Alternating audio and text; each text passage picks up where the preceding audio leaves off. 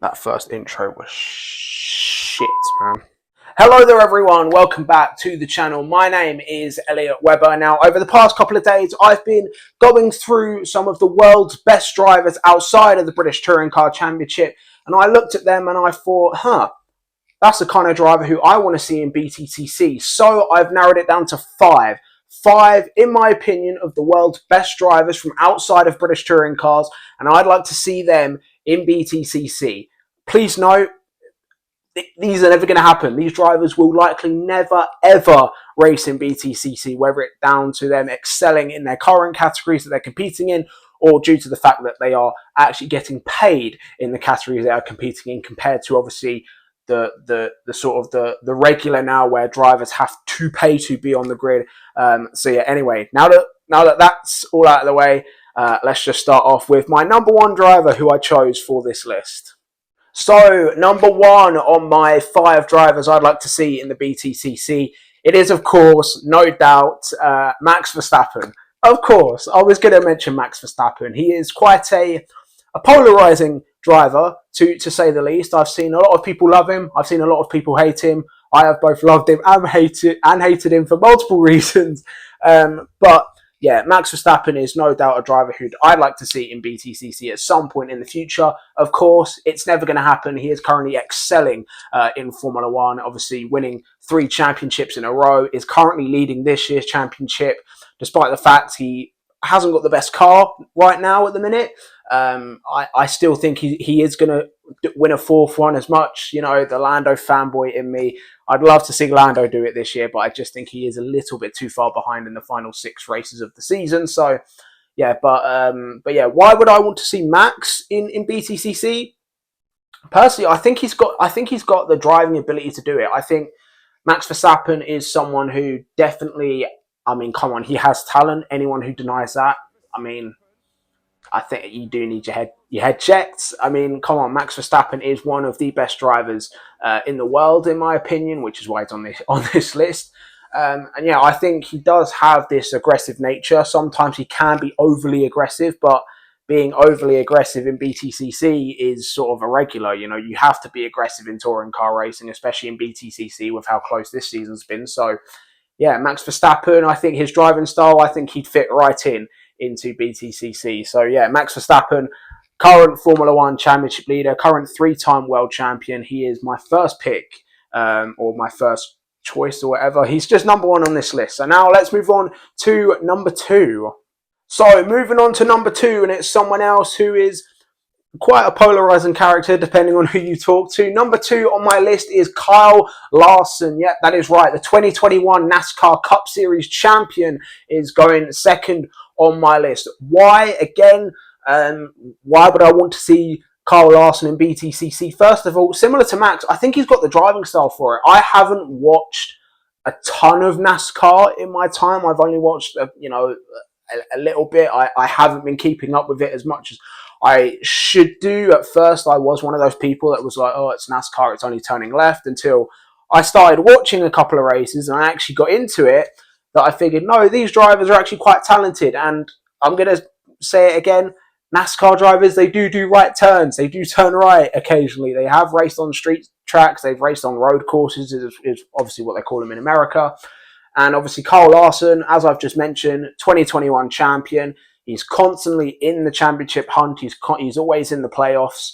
Kyle Larson, no doubt he's likely going to be in the final 4 this year in 2024. And yeah, plus as well, his versatility is something that has to be admired. He last year in 2023, actually no, this year in 2024, he took part in the IndyCar, or the Indy 500. So he sort of switched from obviously American stock cars to single seaters at Indianapolis, which is, in an Indy car, probably the most dangerous track in the world. If you're driving an Indy car at 250 miles per hour, or whatever their top speed is around Indy. So no doubt Kyle Larson has versatility. I think his versatility to just be able to move into a different type of car, I think, is what has intrigued me in seeing him race in Btcc. No doubt as well his driving style as well, from what I've seen of Kyle Larson in NASCAR. He is quite an aggressive driver. Obviously, in NASCAR, similar to touring cars, you do need to be aggressive if you want to win races, and no doubt Kyle Larson has that aggression in him to be a touring car driver. So that is why Kyle Larson is number 2 on my list of drivers I'd like to see in BTCC. Now let's move on to number 3. So, number 3 on my list of drivers I'd like to see in the BTCC. And number 3, again, is also a NASCAR driver. It's Shane van Gisbergen. Now, Shane van Gisbergen, well, yes, is currently racing in NASCAR. He's racing across all 3 of their categories in Cup, Xfinity, and the Truck Series, of course, on a part-time role. I do believe he's going to be full-time in Cup in 2025. If I am wrong, can a NASCAR nerd let me know? Because I haven't caught up with NASCAR a lot this year, so do let me know where Shane van Gisbergen will be driving next year. I do imagine he will be in NASCAR in some form as he's moved to America. Of course, while Van Gisbergen is currently excelling in NASCAR, he started off out in the V8 Supercar Championship in Australia. He is a multiple-time champion over there. I believe a 3-time Supercars champion. Again, do let me know if I'm wrong. Famously was in the Red Bull 888 Racing Holden / Chevrolet. So yeah, of course, no doubt, Van Gisbergen, multiple-time Supercars champion. Already a race winner in the NASCAR Cup Series. He debuted there in 2023 and he won on his debut at the Chicago Street Track. If I'm wrong, do let me know. I do believe I'm right on that one, though. So the fact that Shane has been able to move from, obviously, in my opinion, V8 Supercars and NASCAR are fairly similar. Obviously, they've both got these big roaring V8 engines, but obviously they are completely different cars. But the fact that Shane has been able to be so successful in NASCAR already, I think that's something that has to be admired. A lot of people do consider Shane van Gisbergen one of the best drivers in the world at the minute, as do I. Obviously, because he's raced in V8 Supercars, he is technically a former touring car driver, but obviously front-wheel drive NGTC touring cars are way different to the now rear-wheel drive big V8 Supercars that race over in Australia. But no doubt, I think if Shane ever came across a different pond to the UK, no doubt I think he'd be successful no matter what car he's in. While I do think he may struggle a bit with front-wheel drive to begin with, again, similar to Kyle Larson, I think adaptability and versatility is something that Shane van Gisbergen is very good at, which is why he's on my list. Shane van Gisbergen, as I mentioned, one of the best drivers in the world, some may argue, and yeah, no doubt, if he ever came to BTCC, I think he'd certainly be successful. Now let's move on to number 4 on my list. So, number 4 on my list of drivers I'd like to see in the BTCC at some point. Now this one, these last 2, in fact, are going to be the intriguing ones. These are going to be the ones that people are going to look at me and go, really? Elliot, really? These 2? Well, yeah, I'm just going to say it. Number 4 on my list is Kalle Rovanperä. Kalle Rovanperä, some of you may recognize that name. Kalle is a 2-time WRC champion, winning his championships in, I believe, 2022 and 2023, if I'm correct. I hope I am, but if I'm wrong, do let me know in the comments below. My knowledge of WRC, similar to NASCAR, isn't as good as it should be, or, I don't keep up with WRC as much as I should do because it's rallying. Come on. Rallying is arguably one of the best sports in the world, one of the best motorsports in the world, should I say. So, yeah, Kalle Rovanperä, no doubt, is obviously, because he's a 2-time WRC champion, he is the youngest ever WRC champion as well. I believe he won his first championship at 21, 22, I believe, something like that.